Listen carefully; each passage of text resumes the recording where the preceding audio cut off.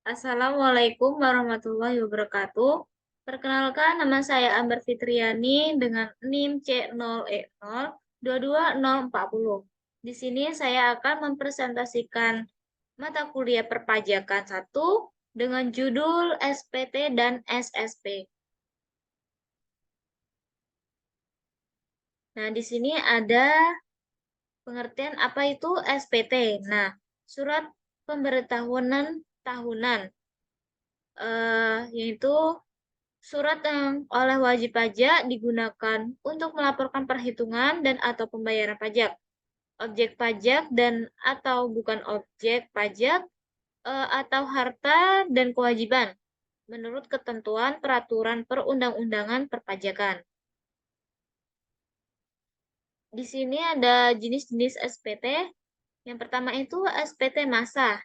SPT masa adalah surat pemberitahuan untuk suatu masa pajak.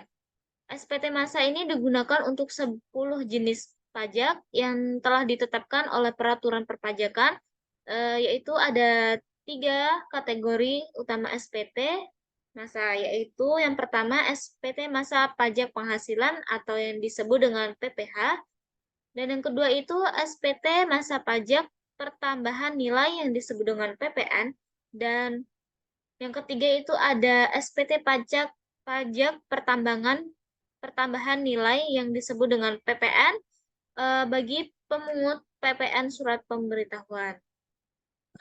Di sini ada jenis SPT tahunan. SPT tahunan ini adalah surat pemberitahuan untuk suatu tahun pajak. SPT tahunan meliputi SPT tahunan orang pribadi dan SPT tahunan badan. Di sini ada bentuk dan isi SPT. SPT terdiri dari SPT dalam bentuk formulir kertas dan SPT dalam bentuk dokumen elektronik. Nah, dokumen elektronik ini biasa disebut dengan ESPT atau yang langsung diisi di web, disebut e-filing. Isi SPT adalah memuat informasi wajib pajak. Di sini ada penundaan penyampaian SPT. Dalam keadaan tertentu, wajib pajak orang pribadi WP atau OP, wajib pajak badan WP badan biasa saja terpaksa harus menunda penyampaian SPT tahunan karena sejumlah alasan, seperti padatnya kegiatan usaha dan kendala teknis dalam penyusunan laporan keuangan. Untuk kondisi seperti ini, maka penyampaian SPT tahunan bisa saja ditunda atau diperpanjang. Wajib pajak tidak dapat melakukan penundaan penyampaian SPT masa, tetapi dapat melakukan penundaan tahunan orang pribadi paling lama 2 bulan. Di sini ada sanksi terlambat dan tidak menyampaikan SPT. Nah, sanksinya adalah pidana penjara paling singkat 6 bulan dan paling lama 6 tahun, dan denda paling sedikit 2 kali jumlah pajak terutang yang tidak atau kurang dibayar, dan paling banyak 4 kali jumlah pajak terutang yang tidak atau kurang dibayar. Di sini ada SSP, yaitu surat yang digunakan oleh wajib pajak untuk melakukan pembayaran atau penyetoran kepada agen pembayaran. Surat ini digunakan sebagai bentuk bukti pembayaran dengan format, ukuran, dan isi tertentu.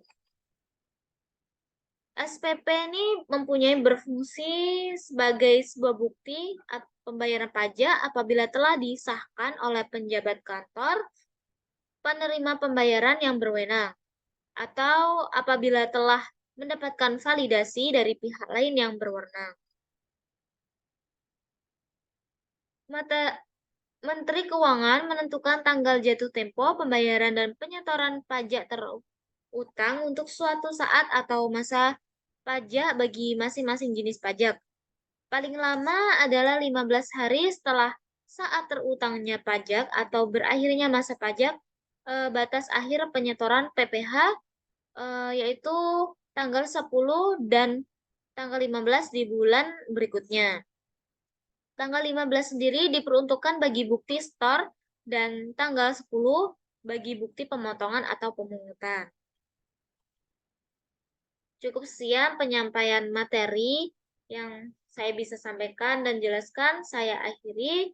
Wassalamualaikum warahmatullahi wabarakatuh.